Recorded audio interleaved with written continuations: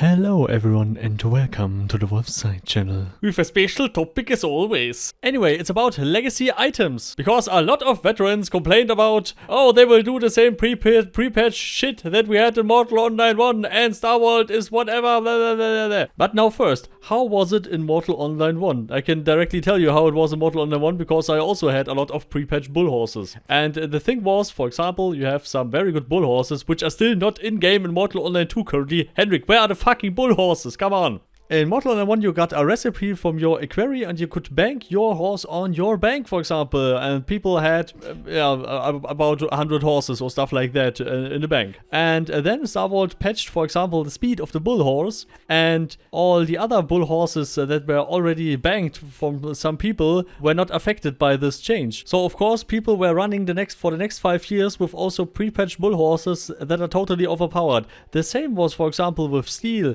There was pre-patched steel that you could wear in Zaduka because it has no body heat effect on that. But after a short amount of time they fixed that and they just removed that. And for example, there were bugged Norse claymores. I never had one, but there were a lot of people in Mortal Kombat 1 who had a bugged Norse claymore that was pre-patch claymore, whatever stuff. And when you die, you don't lose that, and it was a very good sword. Also pre-patch armors, of course, but armors are armors are a little bit more disposable. But for example, if you have a totally OP bull horse where you can speed, 30% faster than every other horse, then the chance that you die with that is pretty low. And yeah, Star Wars didn't had a mechanic in place to, replace the stuff or to change the stuff that we already had in our banks or at our characters and stuff like that. And as you can imagine, this was pretty shit if you come to the game a few years later, for example,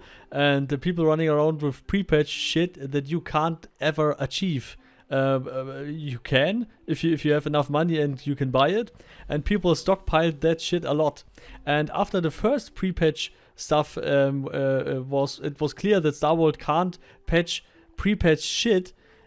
People were stockpiling any kind of shit because they knew if Star Wars will change something or nerf something there, then they will still have the same value as they have gathered the items and stuff like that. But this is also an interesting discussion because, I mean, if you, for example, if you farmed a lot of, item A and Star Wars nerfs that item A and it's now not useless, but maybe it's useless, then I guess you will be fucking pissed because you thought, okay, you're farming item A and it will be for that forever.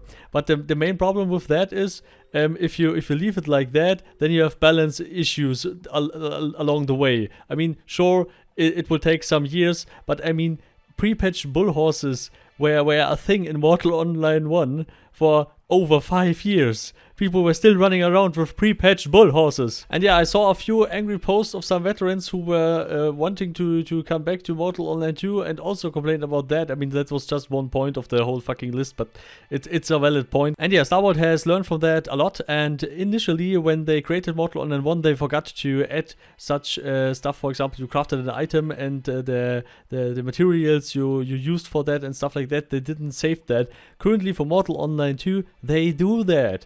They really do that, and that is fucking awesome. That also means that we can have maybe a repair system later and some other interesting stuff. But the awesome thing here is this also means that we don't have to worry about pre-patch shit. There will, I guess, never be pre-patch shit unless Star Wars decides to not patch it. So party hard and no. We first hear Henrik's statement to that. Please discuss legacy items, reasons why. So I don't know if there's any word currently on legacy items. There's a few things regarding this topic. So we lacked a few functions in the first game when we craft items, and that prevented us from updating legacy items, but also not allowing to melting components or stuff like that, because we didn't save that kind of data in a way where we could utilize that for other things. So this time when we built Mortal Kombat 2, we knew that is something we want to have the option to access.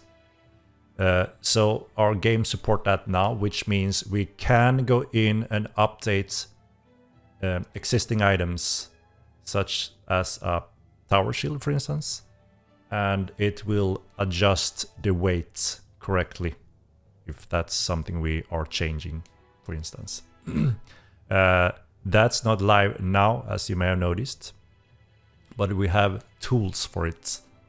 And like, you know, just like any other operation when it comes to enabling things or using functions, that means that obviously we need to have coders going through those steps. And we have a very certain type of schedule for every single coder. And it's important we follow certain steps here, you know, towards Epic Game release. So there's only so many things we can do at current sprints, which we hopefully are able to expand with more coders and so on.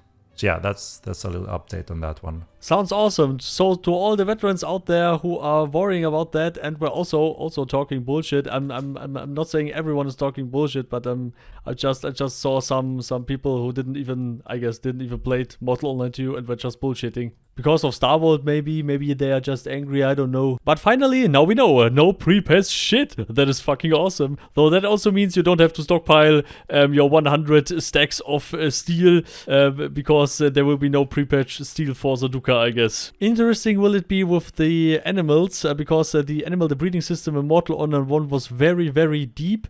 And this also means that they need to save all the ancestor of the animals that I bred my horses with, and I don't know, and that if I have, 20 ancestors for my horse, and everything has different stats and some other patterns and stuff like that, and this is a very, very complicated thing. This was a very complicated thing, so I guess there will also have maybe some problems there, I don't know. I'm just a web developer, but with databases you can also clunk up a database with such a shit very fast. So I hope that they are careful about that, and I hope that the fucking breeding system will come soon, and the bull horses, Henrik, where are the bull horses? And a much more interesting thing, I guess some of you are Mortal Online 1 players, so maybe you had some interesting pre-patch stuff that you maybe also still have today. I mean, the servers are still up, so maybe you have it still today. Maybe you can comment below what you still have as pre-patch in Mortal Online 1, or what you had in Mortal Online 1, what was maybe a little bit broken. I also had horses, steel, spears, shields, tower shields, I guess, and yeah, I guess pre-patch weasels was it, and I don't know, a fighting pet, maybe a white bear or something like that. Anyway, please leave a like and subscribe, would be awesome from you, and also ring the bell. And of course, special thanks to all the pre-patch supporters. Oh yeah, give me the beat. Carmel, Professor, Lukario, the Spice Gentleman, Stuff Gaming Man, Cologne, Paarthurnax, Cologne, Bulldog, Canopo, you and all the others, of course. Anyway, where was the beat? Never forget to make party hard, and see you all next time. Goodbye.